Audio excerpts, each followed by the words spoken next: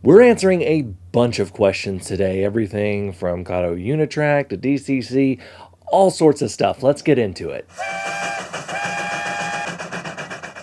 A special thank you to all of these businesses who support the channel in one way or another. You can check them out for discount codes at the end of this video. Hey everybody, my name's Jimmy. Welcome to Coffee and Train. Today I'm drinking some Caribou coffee. If you want to tell me what kind of coffee you are drinking, you can put that in the comments below and you might just be featured just like these guys right here in next week's episode. So go ahead and do that. Also, this is the monthly Q&A that I do where I try to answer as many of your questions as possible. If you want to have your question answered on next month's Q&A, you can put that in the comments below and I will do my best to get that to there. At some point I have to cut off the questions that I am doing. And also, if you're just looking for the one thing that you saw in the title and thumbnail, the time code for that is right here, so you can skip right to that. Cheers, guys. Carlos Chapa says that he has a low sound decoder in a Kato FEF3, and for some reason it's jolty on speed step 1, and he's using an NCE power cab for this whole thing.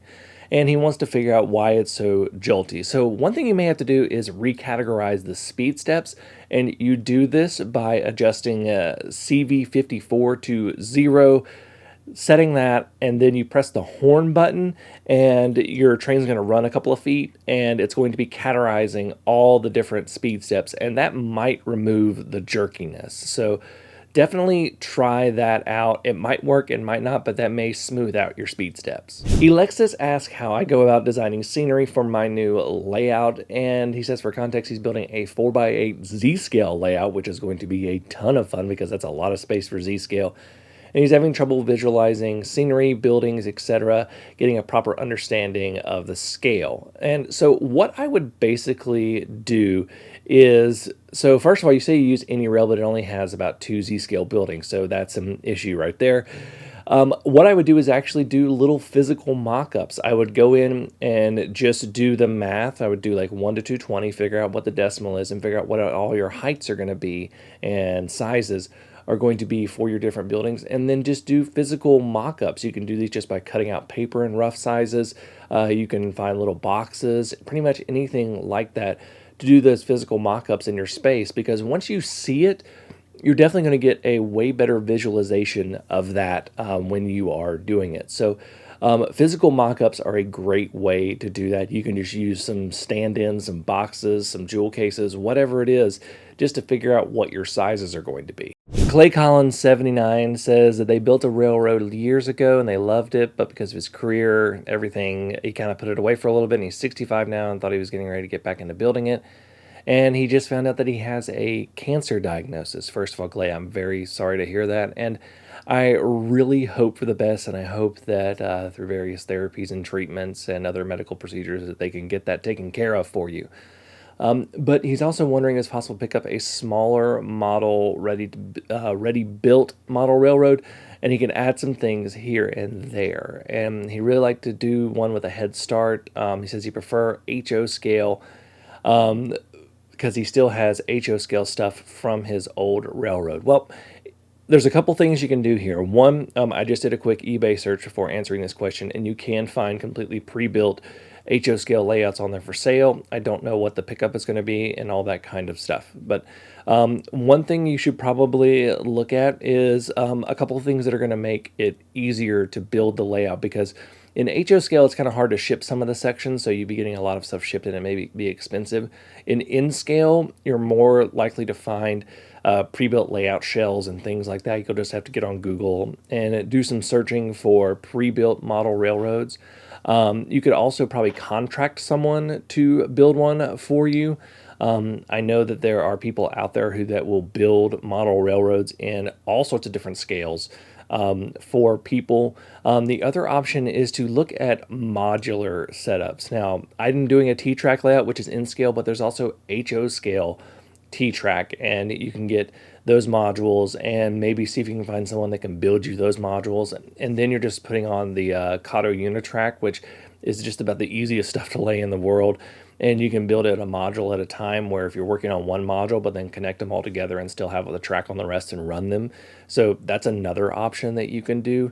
But basically I've seen services in the past. I can't find one right offhand right now, but I know that there are certain services that will do layout construction for you and custom layout builds. It's just worth asking around and searching on the internet, because you can definitely find some. Stockholm's Dravag 706 says, what products in your opinion should you use for maintenance on your locomotive, like lubricant, oil, etc.? Well, I think the go-to oil for a lot of people is, it depends on which number you get, but Labelle lubricants for models is really, really good. You do have to be kind of careful with lubricants, because some models come with a lot of factory put on lubricant, so you don't really need to put that much on them.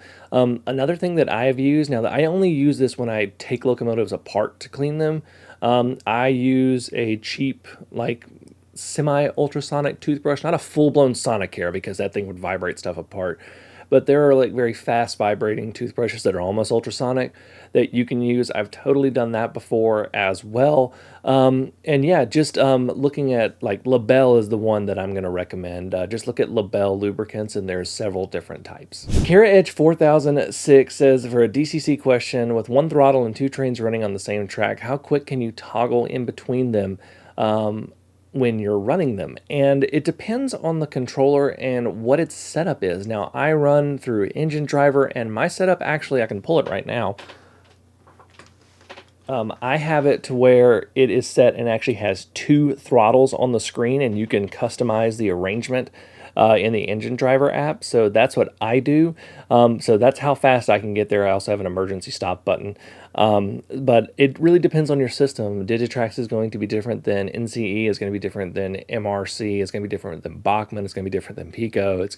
They're all going to be a little bit different. So it really depends on what system you get, but it should be something pretty fast. A lot of times you have some hot buttons for the locomotives that you're selecting. Andrew Lagerveta asked about how I decide which industries to include and what non-railroad buildings to add to my layout. Well, I think this is where looking either on Google Maps and Google Earth, or just doing some research around an area that you like and you want to kind of mimic, that is really a good place to figure out what kind of industries, because a lot of times you're going to see a lot of the same industries in a certain area. Like, for instance, in the Midwest, out in farm country, you're going to see a lot of grain and corn. You're going to see a lot of things like that. In where I am, you're going to see a variety of different industries. There's a lot of metal, manufacturing, plastics.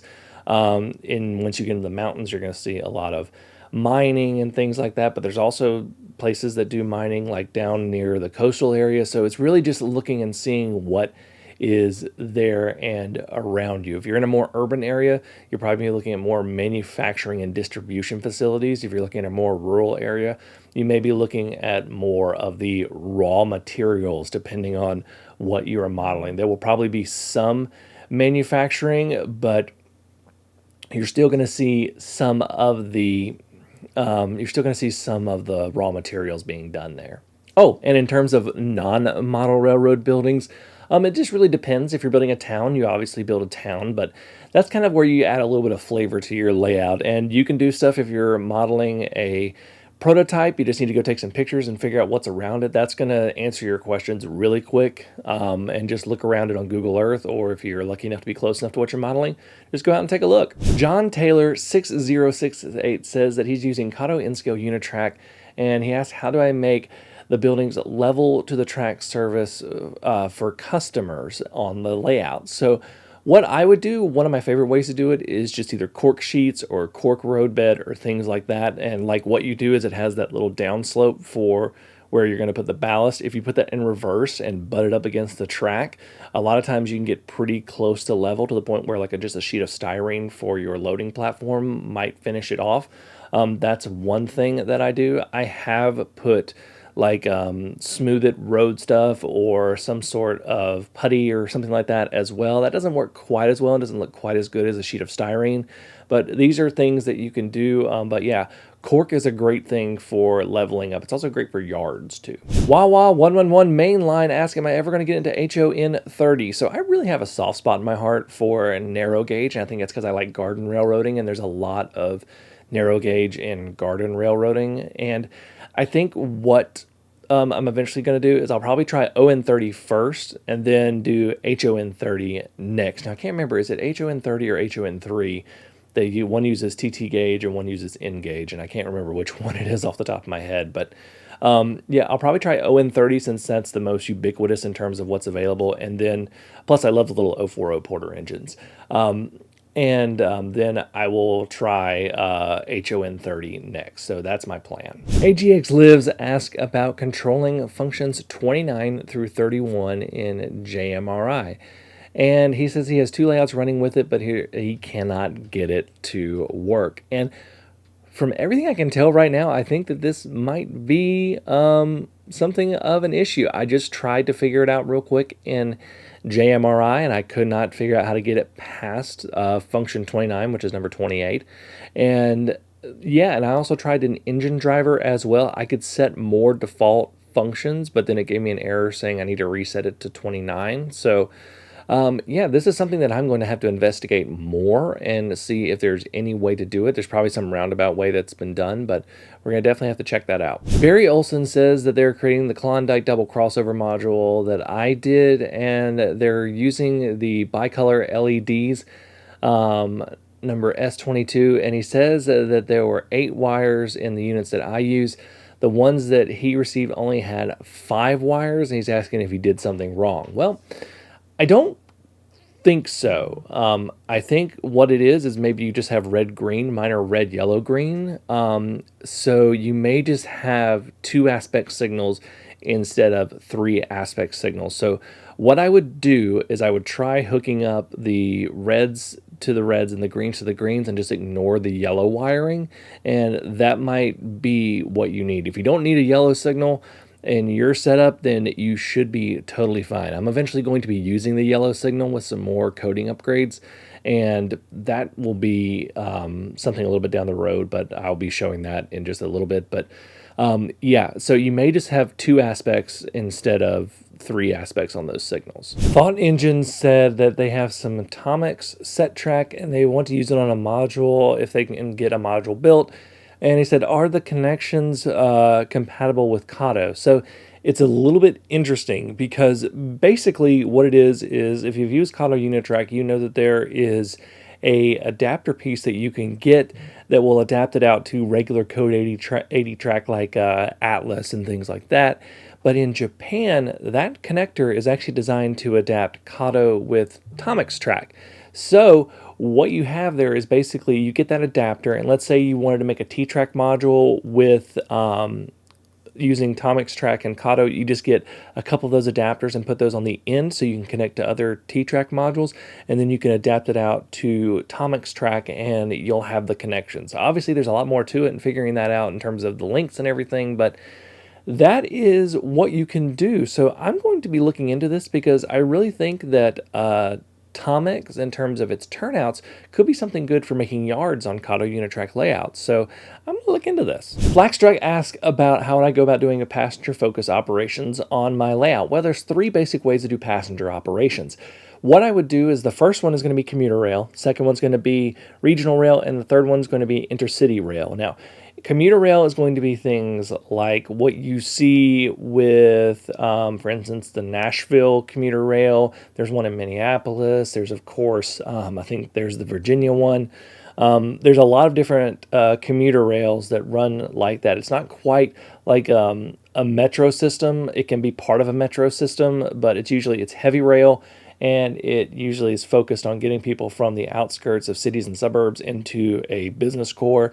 Versus anything else. Now, you also have regional rail. My state that I live in, North Carolina, has a regional rail service that it runs between the 3 major metropolitan areas daily.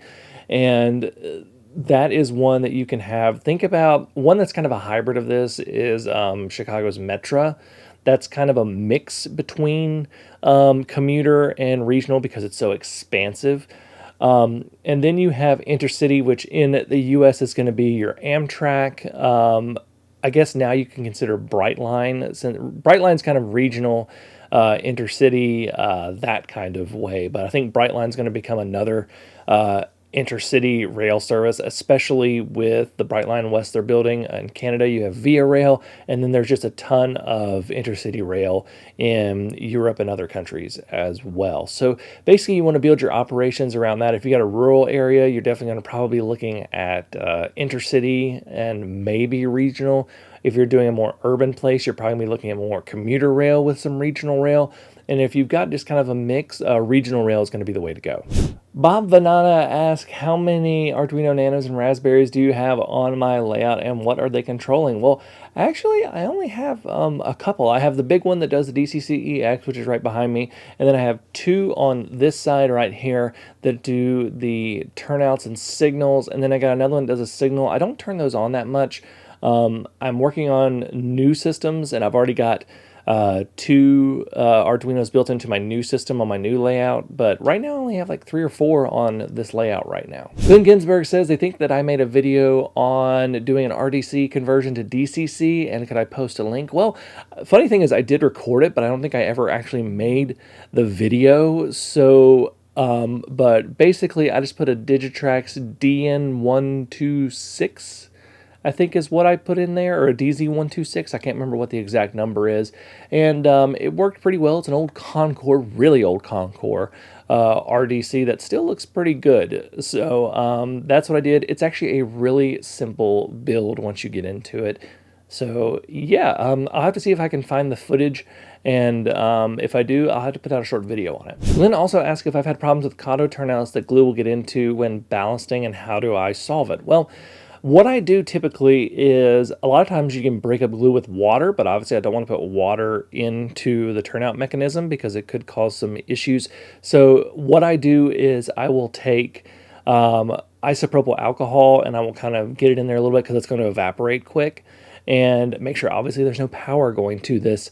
And then I will just move it and get it loose. And a lot of times you can use like a little syringe to pull out any sort of glue like that. But just trying to get that glue loose again is basically what I do. Rambling Rail Fan asks, can you model in both HO and N scale? Yes, you can model as in many scales as you want. I have HO, N, O, N, G, and probably going to be getting more here relatively soon. Actually, one of the big traveling layouts around here has an HO scale setup that has a little N scale carnival ride that has like the tops pulled off of the passenger cars, and has it like a miniature ride-on train. So there's a lot of different options you can do. You can pretty much just model whatever you want. The Steam Train Man asks if DCC of other brands works with Digitrax DCC. So this is a bit of a complicated question. It's got 2 parts.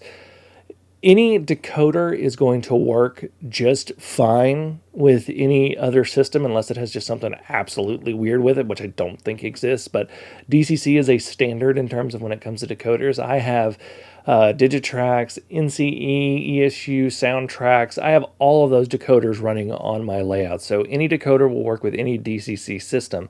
Now, when it comes to the proprietary parts, that's where it gets a little complicated. Some proprietary parts will work with anything.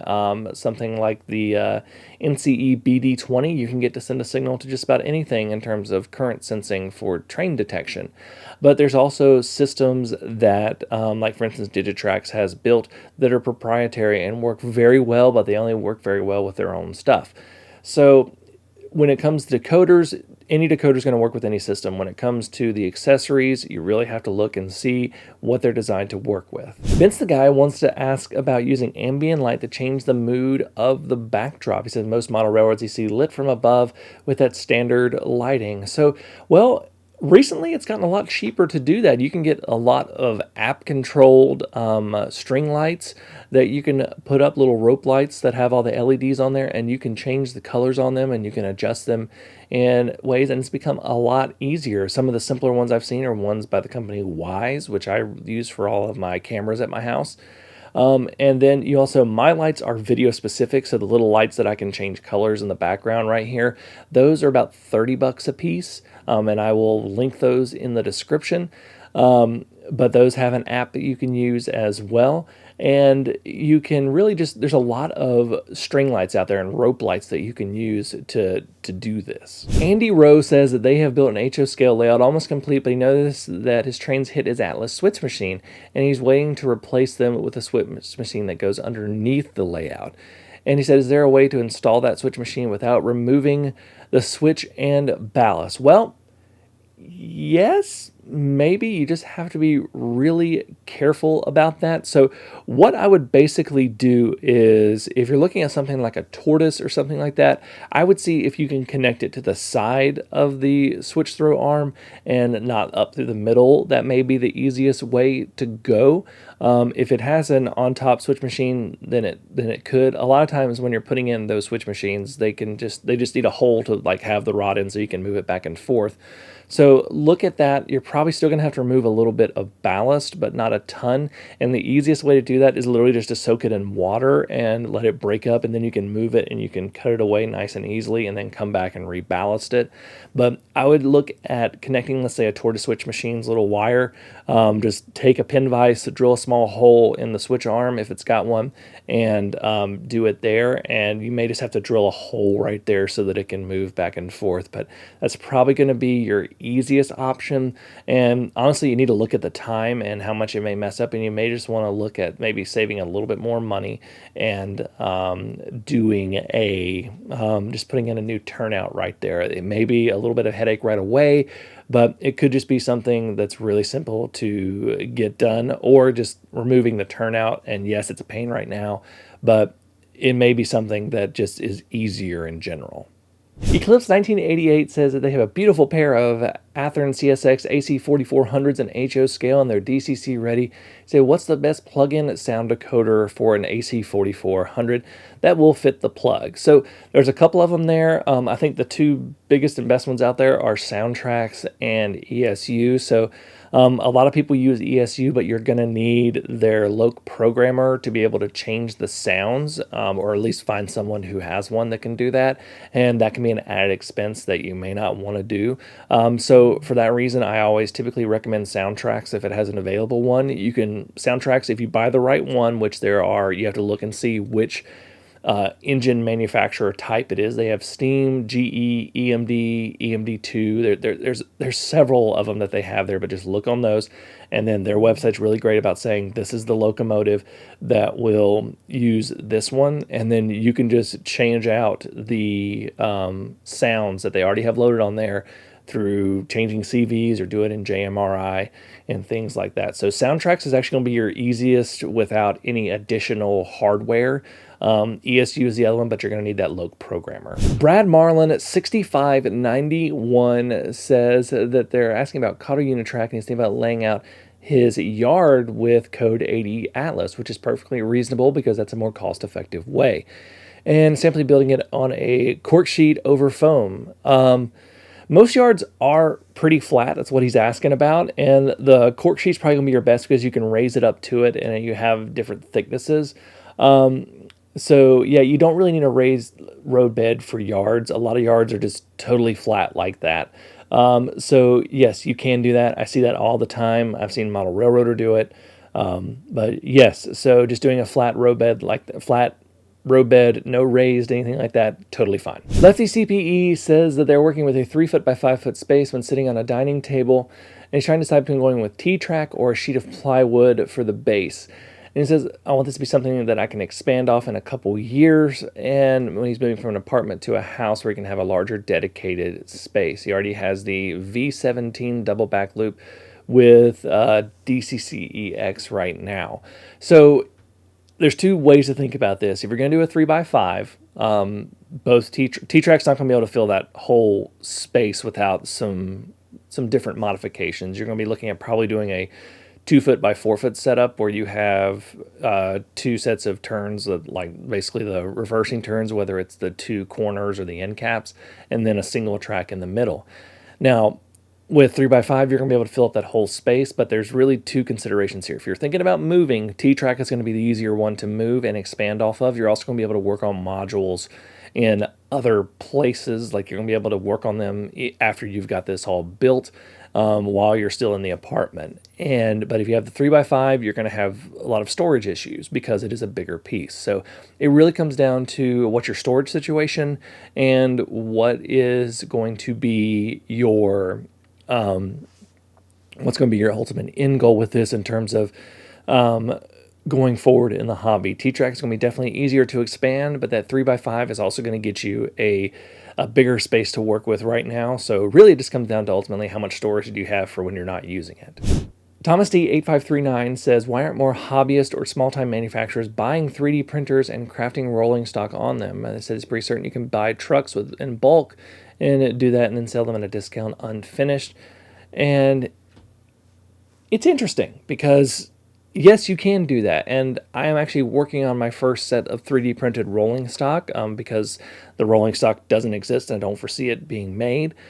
But right now, 3D printing at the most widely accessible point is not quite there in terms of printing a ton of cars. For the hobbyist, yes it is, but it's still a decent amount of work to finish the models to the point where they're the same quality as what you have coming from the manufacturers. Like it's a lot of work, and you've got to be able to do CAD, you've got to be able to do all of these different things. Now, I'm not saying there's tons of people that are doing this right now, but that's why you're not seeing small-time manufacturers doing a ton of it. I know there's a couple out there. Rolling stock is tricky, and I always have my rule for 3D printing that if it touches the rails, buy it, don't build it.